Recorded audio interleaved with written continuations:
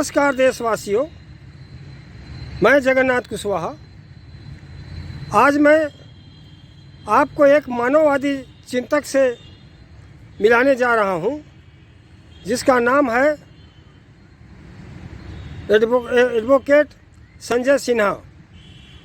संजय सिन्हा जी देश के अंदर मानववाद के पर किस तरह से गहराता खतरा है, उस पर अपना ये चिंतन देने जा रहे हैं। मैं सीधे आपको ले चलता हूं उनके पास और अपना परिचय देते हुए वो आपको खुद अपनी बात बताएंगे। नमस्कार साथियों। सबसे पहले कुशवाहा जी, मैं आपको धन्यवाद दूंगा कि आज आपने इस ज्वलंत मुद्दे पर मुझसे बात करने के लिए मुझे यहाँ पर आपने बुलाया है। जैसा कि आप सब जानते हैं कि सन 2014 से भारतीय जनता पार्टी की सरकार जो है वो हमारे उत्तर प्रदेश में और केंद्र में दोनों जगहों पर सरकार का गठन हुआ है और ये सरकारें चल रही हैं। और प्रदेश में भी योगी जी की सरकार है बीजेपी की, और केंद्र में भी भारतीय जनता पार्टी की सरकार है। तो अब आप ये समझ लीजिए कि इस सरकार का जो ध्येय है, इस सरकार का एजेंडा जो है, उस पर थोड़ा सा हम प्रकाश आपके सामने डालेंगे।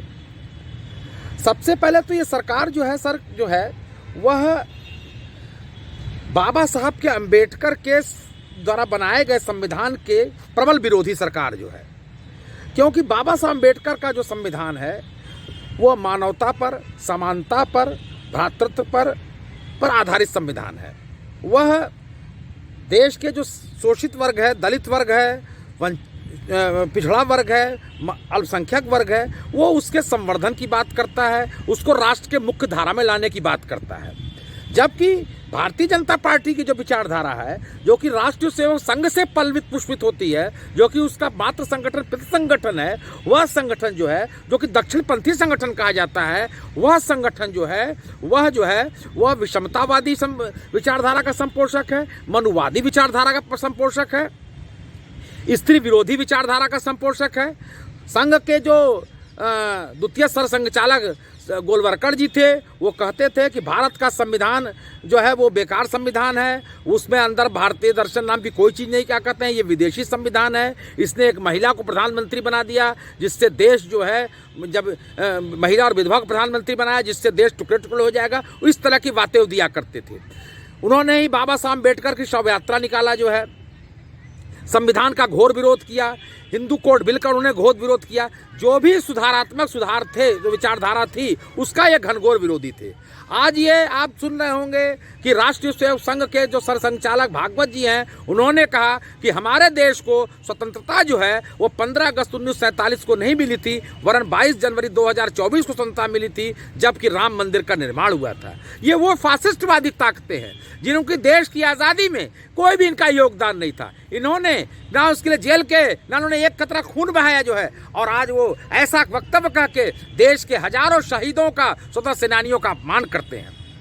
मित्रों, ये वो लोग क्या कहते हैं जो कि कभी भी ये नहीं चाहेंगे कि समाज में समानता आवे, न्याय आवे, बंधुत्व आवे। ये हमेशा थोड़े से 2% लोगों की, 3% लोगों की नुमाइंदगी करते हैं। इनके चलते आज जो है देश में पूंजीवाद अपने क्रॉनिकल पूंजीवाद अपने विकराल रूप को धारण कर लिया। जो है देश में से 500 अमीर उद्योगपतियों का साम्राज्य बिछा हुआ है, जो कांग्रेस द्वारा बनाई गई रिसोर्सेज को, संसाधनों को, कल कारखाने, फैक्ट्रियों को अंधाधुन तरीके से नष्ट कर रहा है, उनको पूंजीपतियों के हाथ में बेच रहा है जो है। तो इस तरह से अभी आपने सुना होगा कि महू में अभी जो है कांग्रेस के जो अध्यक्ष हैं, उन्होंने खड़गे जी ने साफ एकदम कहा कि देखो, ये वो लोग क्या कहते हैं जो कि कांग्रेस को बदनाम करते हैं कि बाबा साहब अम्बेडकर का इसने विरोध किया, जबकि वास्तविकता ये है कि इनके नायक हैं वीर सावरकर, जिनको ये भारत रत्न देने की वकालत करते हैं, उन्होंने अम्बेडकर साहब के विरोध में एक चिट्ठी लिखी थी, जिसकी अपने हस्तलिखित स्व राइटिंग में, अपने हैंड राइटिंग में, ना कि टाइप किया हुआ, उसको कल खड़गे जी ने वहां पे सभा में दिखाया और कहा देखो अम्बेडकर साहब ने बताया कि सावरकर मेरा किस तरह से विरोध कर रहे थे। तो ये वो लोग हैं जो शुरू से अम्बेडकर साहब का विरोध करने वाले, समाजवादी सुधारों का विरोध करने वाले प्रतिगामी लोग थे, दक्षिणपंथी विचारधारा के लोग थे। आप जानते होंगे कि चींटियां घर बनाती हैं, सांप उस पर कब्जा कर लेते हैं। इसी तरह से यह देश बहुजनों का है, इसके संसाधनों पहला अधिकार बहुजन पर होना चाहिए। लेकिन ये लोग उस बहुजन समाज को एक कोने में ढकेल कर नंबर 2 का नागरिक बनाना चाहते हैं और सारी संसाधन का जो है महारथी जो है वो कुछ चंद पूंजी घरानों को, चंद लोगों को देना चाहते जो है। इसलिए मैं बार बार कहता हूं, उठो जागो बहुजनों, अब तुम्हारा समय आ गया। अगर अब लड़ाई नहीं करोगे, नहीं लड़ोगे तो मर जाओगे। यदि तुम जिंदा रहना चाहते हो तो लड़ाई के तैयार रहो। यदि संघर्ष नहीं करोगे तो तुम इसी तरह, तुम्हारा कोई पुरसाल नहीं रहेगा, तुम कुचल दिए जाओगे। जो मुझे बड़े दुख के साथ कहना पड़ता है, आज कुछ बहुजन समाज पार्टी के जो समाज के पार्टी के नेता जो है वो क्या कहता है, आज हिंदू राष्ट्र की तथाकथित नेता, वो हिंदू राष्ट्र की पालकी ढोने वालों के साथ में लगे हुए जो है, ये माल खाने वाले लोग हैं। अगर इसका नेता माल खाएंगे तो वो देश को क्या बचाएंगे, बहुजनों की अस्मत को कैसे बचाएंगे, बहुजनों का हक हिस्सा कैसे दिलवाएंगे, इस पर विचार करने की बात क्या कहते हैं। अपने बीच के खलनायकों को जो अपने लोग क्या कहते हैं, जो तुम्हारे साथ तुम्हारे हितों की दलाली कर रहे हैं, तुम्हारे हितों को बलवेदी पर चढ़ा रहे हैं, उनसे सतर्क रहो। असली लोगों को पहचानो, असली लोगों को जानो क्या कहते हैं, जो कि वास्तव में तुम्हारा नायक बनने लायक है, जो वास्तव में तुम्हारे हितों की रक्षा करेंगे। ऐसे लोगों को आगे लाओ, ऐसे लोगों को पहचानो, दलालों को, नक्कालों को पहचानो और उन्हें निकाल बाहर करो, खदेड़ दो। आज सबसे बड़ा नुकसान हमारे जो 52% पिछड़े वर्ग हैं उनका बहुत ज्यादा नुकसान हो रहा है। आज वो समाज में बेचारे हाशिए पर ढकेल दिए गए हैं। आप चाहे नौकरशाही में देख लीजिए, चाहे जुडिशरी में देख लीजिए, चाहे कहीं भी देख लीजिए, किसी विभाग में इनका प्रतिनिधित्व नहीं क्या कहते हैं। चाहे मीडिया में देख लीजिए, किसी भी जगह इनका प्रतिनिधित्व नहीं क्या कहते। हम हर जगह मनुवाद से प्रेरित लोग, मनुवादी विचारधारा के लोग छाए हुए हैं जो है।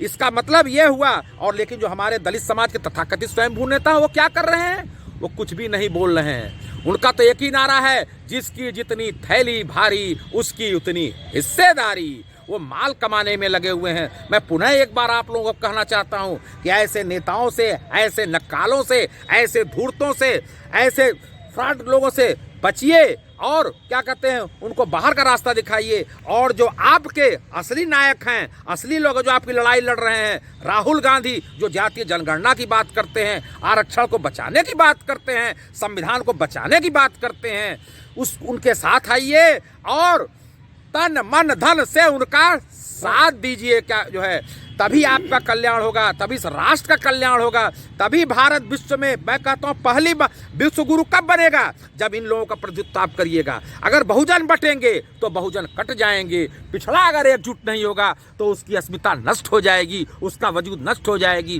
कोई आपको पूछने वाला नहीं रहेगा। आपके बच्चों को शिक्षा से वंचित किया जा रहा है, आपके बच्चों को रोजगार से वंचित किया जा रहा है। आज देश में प्राइमरी स्कूल बंद हो रहे हैं, कोई भी नया विश्वविद्यालय नहीं खुल रहा है।